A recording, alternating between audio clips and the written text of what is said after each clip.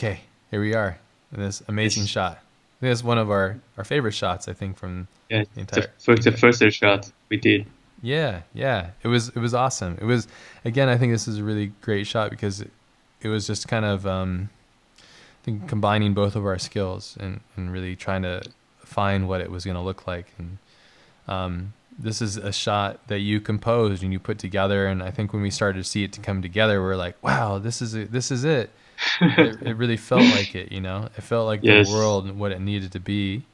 What was your approach for this? Because I mean, we can talk. We'll talk a bit about the process and the back and forth and the Hmm. modeling and all that kind of stuff. But Yes. I mean, how did you come up with this one? Because I know this is not from a drawing, or this is another Yeah. kind of creative liberty that we took Yeah. with this project.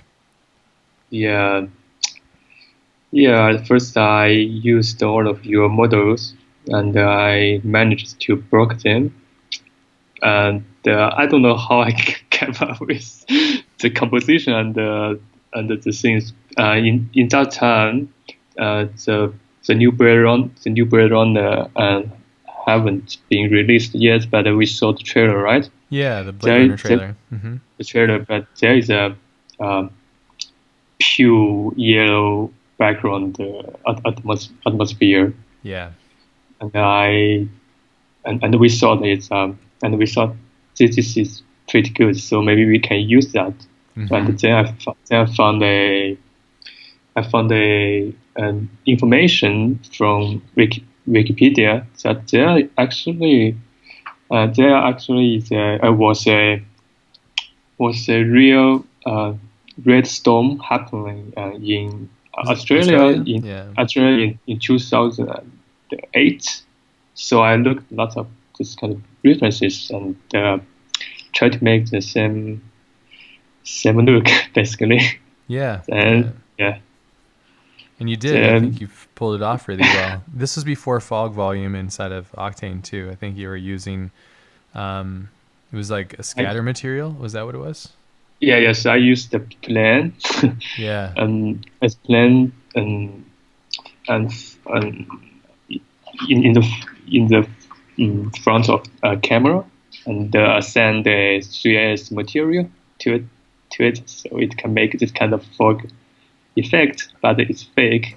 Yeah, it fakes it. It does a pretty good job of doing it. It's just really heavy. It gets really noisy still, but yeah, but it works because it gives a lot of depth to the subject matter. I think that's one thing that is kind of new for us too. Is usually what would happen in the past is you'd have to do a render, you have to do multiple passes, and then you get those passes, and then you do a lot of compositing to kind of get Mhm. that fog Yes. effect. And so this is, I'm just making sure people realize this is one of the first shots too. And it was during the beginning of us deciding to do this, and we realized instantly, like, wow, this is going to be a lot of work. This is the only way to do it. And the thing is, we couldn't just go and like go on, like a website to buy and grab cities and buildings because they had to match Otomo's drawings, right? So that was really Mhm. important. But yeah, I think the Blade Runner trailer was a big deal, and yeah, through some researching and stuff, we found that it was actually inspired by a real red storm in Australia, which is really interesting too. You should Google it because it's quite stunning. The photography is incredible. Mhm. Um, but yeah, and then the composition and how you put it all together. We should talk a little bit about some of the how it was kind of, we don't just kind of start here. It starts from like, hey, we should make a shot with buildings in it. Okay, great. Yes. And so we would look at the original source material, and then we would go.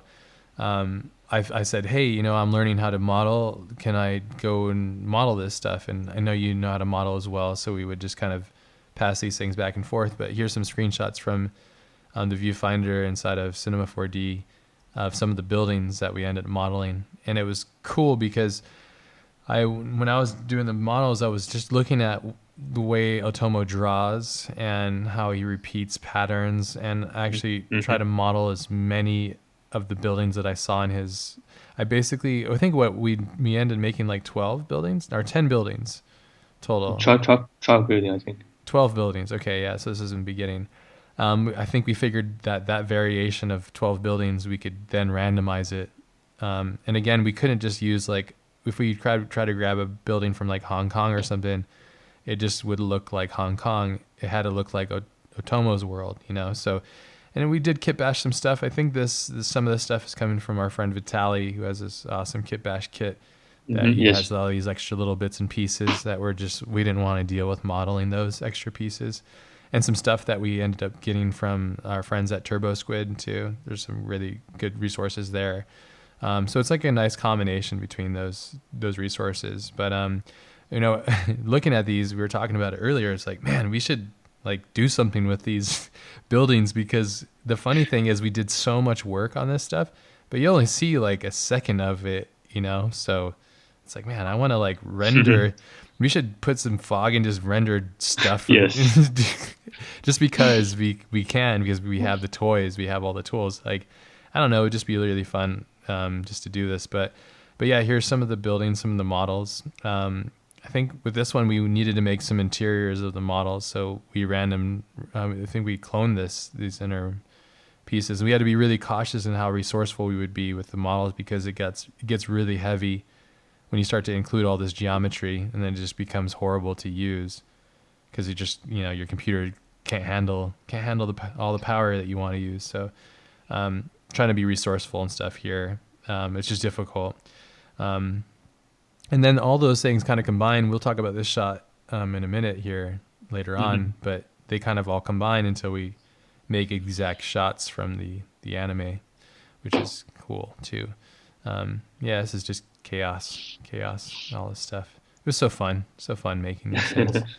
I think it was probably one of my favorite parts of the project, was just like making these buildings and looking at the art and trying to make what he was drawing, but in CGI, because he has a very unique style to the way that he draws architecture and stuff, which is inspired by Japanese architecture, of course. But it's just really cool. So yeah, here's some of the models. And then we took the models, and then you figured out a way to destroy them. That was kind of cool. You want to talk a little bit about how you figured out how to break up the models? Yeah, sure. And at first, I have no idea how to do it. Maybe we need to use Houdini, and I don't know. So yeah. So then I found a plugin called Neutral Blast, and it can break things in Cinema 4D. And I tried several approach, and I found that if I put something inside that a building and use that plugin and destroy it, and then delete some part of it, it looks like actually it's broken. So it worked. Yeah. By using It's great that you found Nitro Blast. I think that's a really great plugin. It's kind of unknown too, so it's just a really great plugin. Thanks to whoever made that for us, because it's awesome. I don't even know how we would have done this, to be honest. We'd figure out another way, I'm sure, but it was just, I think it worked really well. And by you adding all this extra geometry inside, I think that really helped a lot. And we would end up basically taking the model and throwing it through this Nitro Blast and just breaking it over and over, randomizing it. And then you get all this kind of delicious chaos. And then you'd use like X trails and like cloners and stuff to create all this kind of chaos and the rebarb and the destruction and decay. And then here's like a fragment of the building as we were testing displacements and stuff. Yes, displacement. I remember when we saw these renders, like, yeah, like it was so fun. Like, I think that's another thing is like when you do these passion projects, you must only do them because it's an enjoyable process, because it's fun. This is actually too, when you look back, it's this 3.05.3. So we changed a version in the series of it. And actually the funny thing, like I said, we're almost on version 4. So it's been a while. And then doing some lighting testing, some texture stuff as well, but just kind of seeing how it worked. We were going to use this one called Throsy, I think it's called, but I think Nitro Blast worked more randomized it, and it's a little bit stronger for us and stuff too. So yeah, and here's the shot. Yeah, and just poetic. Now this is the beginning of the shot, and then I think the shot that you see in the film. So originally Mike had kind of put this composition together, and I loved it. And I thought, you know what? When we looked at the edit, it was missing like that grand feel. So we decided to make our lives much more complicated and made it, and we decided to do, let's do more buildings. And it just kind of became crazy. And just this shot itself, I remember sitting and spending like most of my Saturday just like, moving a light and then moving this and then moving that building a little bit and just kind of going until it felt right. It's so hard to capture scale. I think it was a really difficult part. You should talk a little bit about, passing this file back and forth until we got here. And I think we're both still not satisfied. I think that this shot can and will take a lot more time if we allow it, but we just have to finish it. So yeah. But yeah. What was your thoughts on because I know that we originally had a more medium shot and this is a bit wider of a shot. Passing the file back and forth, to try and get to where we want it to be. What were some of the things that you ran into that were challenging, but at the same time rewarding when you put it together? Basically, I think because I don't know how to draw, how to do hand draw concept, if I learned some of the drawing technique, something like that, maybe we can do some sketch on paper so that we can find a better composition of a shot. Yeah. And instead of moving things around and try to find a better looking, because it would take a lot of time by just moving things around. Yeah, I think that's you're right. I think that's probably one of the big problems is just kind of we would just move things around and then wait for the render to react, and it would just be kind of a silly process, A lot of the times too, there's so many different things like, this building looks really good, but that one doesn't look good, and it's like, well, that one doesn't look good, but this one looks good, and then you'd move the light, and then and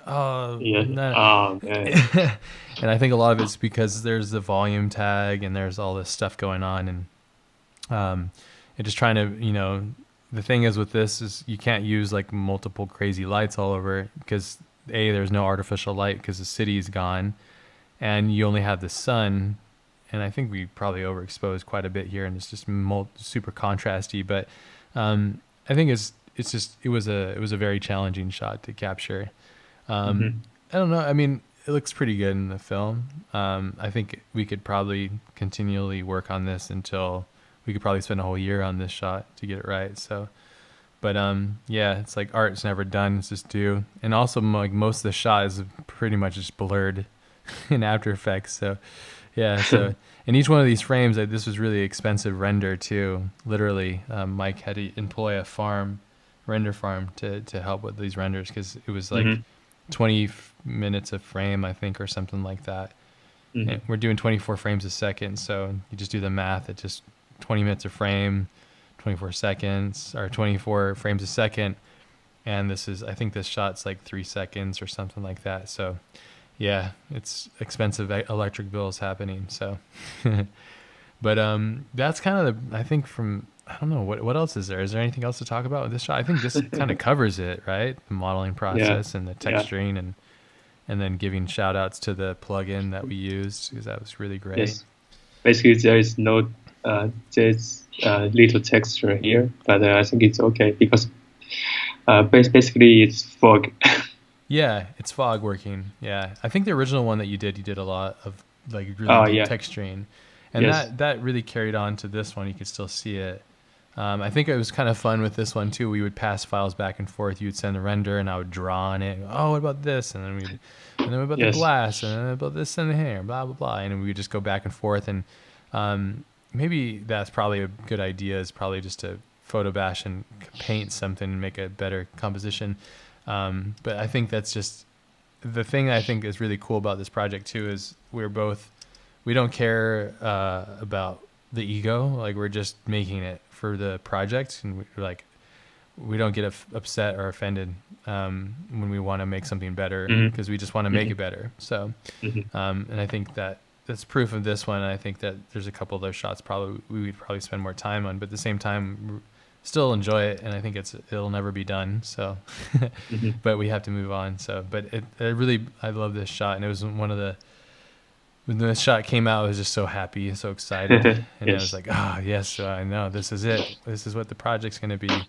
And That yeah, is hard. it's so hard. So we had to model 12 buildings based off of Otomo's amazing art, and then taking those models and then destroying them, and then try not to let the kill our computer, and then try other things and test it to see, and then making a composition, and then realizing that it needed to be a lot wider of a shot, and then still fighting the composition. So but here's that shot. That's kind of how we made that one. Anything else we missed? Or are you good? Yeah, good. Awesome. Okay, guys, we'll see you in the next shot. Yes, you guess.